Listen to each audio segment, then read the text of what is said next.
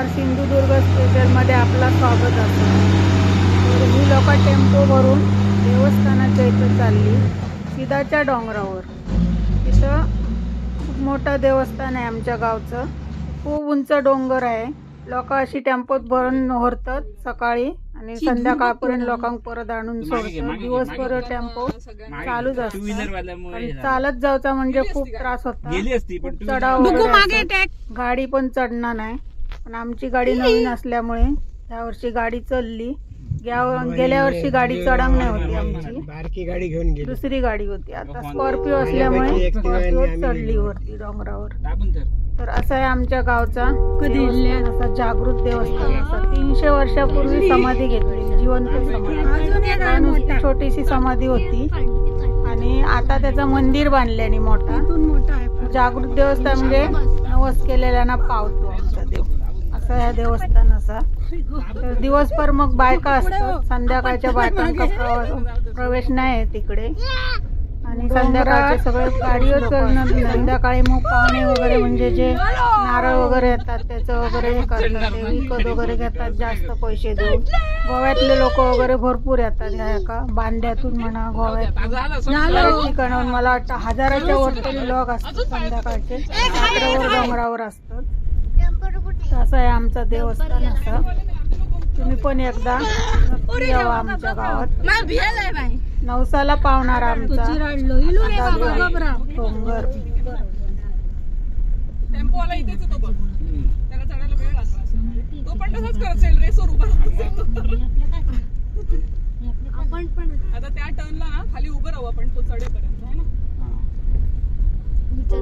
Shooting काढली का सगळी त्यांना उतरून घातलं म्हणून गाडी घेतली, कशी पण गाडी चढली बघ ना, टायर पण नाही फिरला बघा। तर आता तुम्ही चढाव बघा, केवढं मोठं असं, सगळी माती असली तर फिरतो रस्तो का, माती असली तर टायर नाही। आमचे गाववाले कधी पुढाकार घेतात रस्तो करून आता बघा गाडी कशी चढायचं। आमचा चढू डोंगरावर, आमचं जावय शेजारच्या सीटवर बसन बघता, बाईल कशी गाडी चालवतात। या रस्त्यात एकच गाडी जाऊ शकता, येताना आमची गाडी मग अडकली आणि खालून टेम्पो इलो आणि एक झायलो गाडी आणि जाऊ रस्तोच नव्हतो।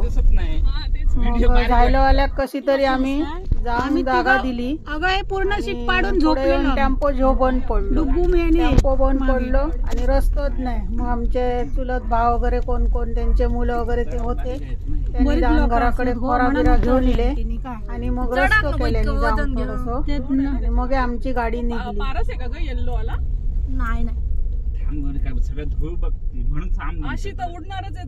खूप उंचावर असा डोंगर,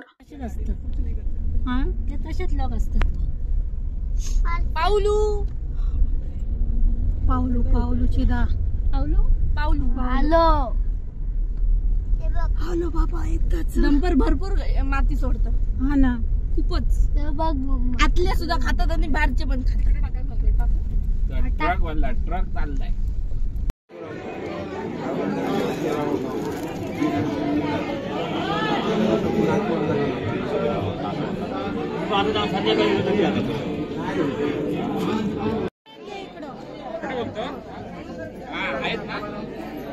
मामी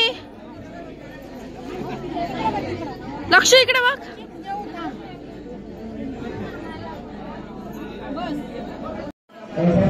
सिद्धेश्वर महाराज समाधी।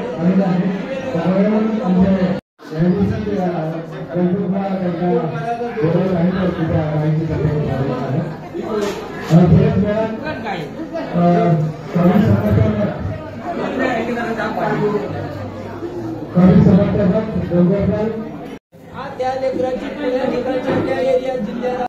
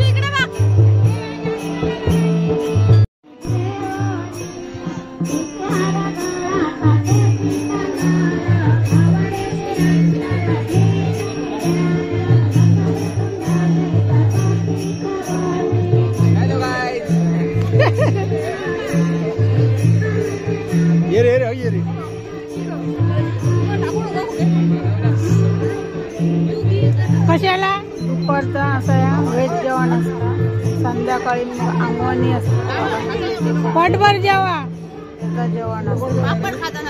हो आमची वहिनी पापड जेवण झाला ना.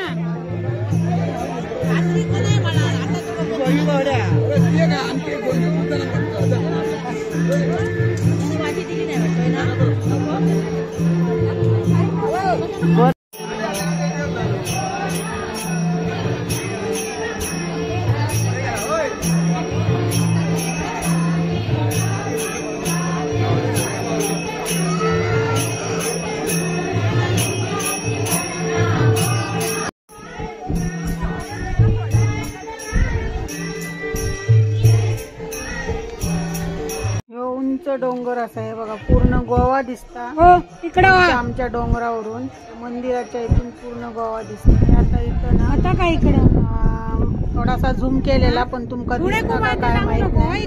विमान दिसा होता आणि हे आमचे साहेब कड्यावर उभे असतात. त्यांना मी ओरडा होते की खाली उतरा, पडशात तर डायरेक्ट खालती जाताल्या. इथून गोवा दिसता पूर्ण. एवढी मजा वाटताना भारी वाटतं तिथं आमच्या डोंगरावर. त्या पलीकडे दिसते ना ते मोपाचं एअरपोर्ट आहे. विमाना उतरतात आमका एकदम जवळ असा. हा बघा विमान दिसला. आपण तेच हॉटेल